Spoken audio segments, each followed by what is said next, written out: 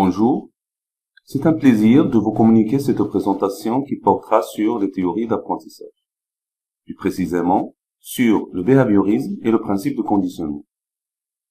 Le concept théorie d'apprentissage est attaché habituellement au concept modèle d'apprentissage.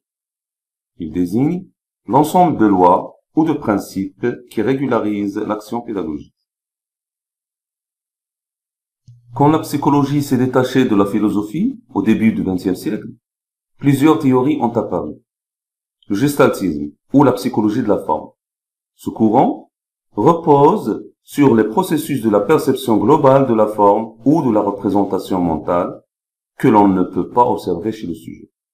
Par contre, le behaviorisme ou le comportementalisme consiste à faire apprendre des comportements qui sont observables chez le sujet. Le néo-behaviorisme est une nouvelle version du behaviorisme selon laquelle le sujet prend une part active dans son apprentissage. Le cognitivisme, qui s'intéresse aux phénomènes mentaux, est un courant qui vient s'opposer au behaviorisme en 1950. Il considère que la pensée est un processus de traitement de l'information. Cela peut se réaliser à travers une construction de modèles métaphoriques. Cette théorie a fait naître deux autres grands courants. Il s'agit du computationnisme et du connexionnisme. Le computationnisme s'intéresse à la manière par laquelle s'effectueront les calculs portant sur des représentations au niveau du cerveau. Le connexionnisme est le courant qui rivalise avec le cognitivisme. Il promeut la production d'une interaction cognitive avec l'environnement. Le constructivisme est un modèle émané du cognitivisme. Il considère que l'apprentissage est la mobilisation de connaissances acquises dans le but de résoudre un conflit de l'ordre cognitif ou socio-cognitif. Pour plus d'explications, le conflit cognitif marque la relation entre l'apprenant avec son environnement, et le conflit socio-cognitif marque la différence des points de vue. La pédagogie de la maîtrise. La pédagogie de la maîtrise succède au néo-behaviorisme et au cognitivisme. Elle consiste à ajouter d'autres facteurs externes permettant de renforcer l'apprentissage. Le socio-constructivisme suppose aussi que l'apprentissage se base sur la construction du savoir. Néanmoins, cette construction s'effectue dans un cadre social.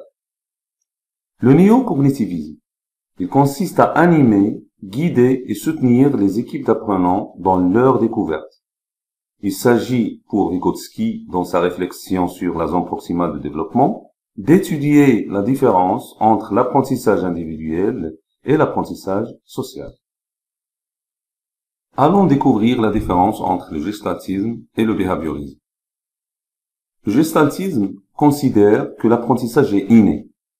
Pour les gestaltistes, ce sont les facteurs intérieurs qui contrôlent l'apprentissage. Cela veut dire tout simplement qu'on apprend par nous-mêmes. Le behaviorisme considère que l'apprentissage est acquis.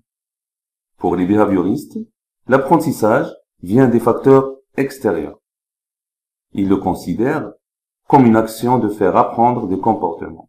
Le modèle pavlovien correspond au conditionnement répondant, qui consiste à faire apprendre un comportement involontaire par le principe de stimulus-réponse. Par contre, le modèle de Skinner, qui repose sur le conditionnement opérant, consiste à faire apprendre un comportement volontaire.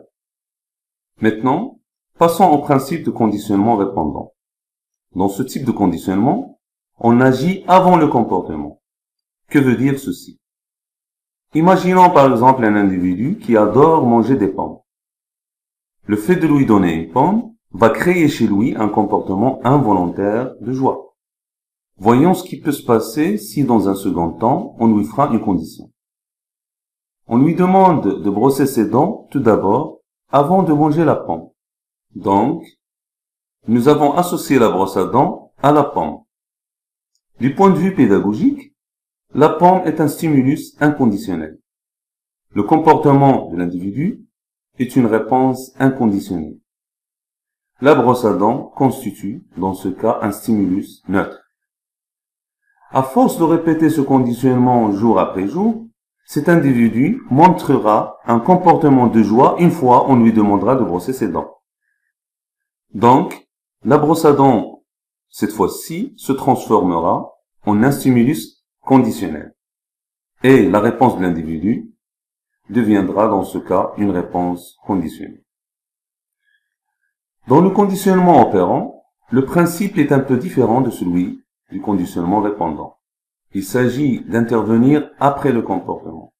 Donc, il faut tout d'abord laisser le sujet produire des comportements d'une manière volontaire et aléatoire, et à un moment donné, un comportement parmi les autres va déclencher le stimulus. Cette action se réalise à l'aide des variables de contrôle. Quelles sont ces variables de contrôle? Dans une situation de conditionnement opérant, soit on parle de renforcement lorsqu'il s'agit de favoriser ou d'encourager un comportement, ou on parle de punition pour faire éviter un comportement ou le défavoriser. Dans ce cas-là, 4 variables sont possibles. Premièrement, présenter un renforcement positif. Par exemple, donner un bon point à un élève qui a fait une bonne réponse va augmenter la fréquence de ce comportement. Deuxièmement, présenter une punition positive.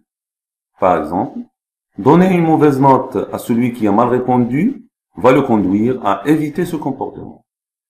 Troisièmement, retirer un renforcement négatif. Exemple, imaginons un élève qui reçoit toujours des reproches de la part de son professeur. Le fait de retirer ces reproches en cas de réussite de celui-ci va augmenter la fréquence du comportement de réussite chez lui. Quatrièmement, une punition négative. Exemple, priver un enfant qui a obtenu une mauvaise note de jouer. Dans le domaine des technologies éducatives, les exerciceurs ne font pas partie des logiciels constructivistes. Ils favorisent le conditionnement opérant. L'apprenant doit effectuer tout d'abord un comportement, puis recevoir un renforcement. Dans cet exemple, après avoir choisi la bonne réponse, il recevra un renforcement positif. Maintenant que j'ai fini cette présentation, je vous invite à penser au type d'activité qui s'appuie sur le modèle behavioriste ou comportementaliste. À bientôt!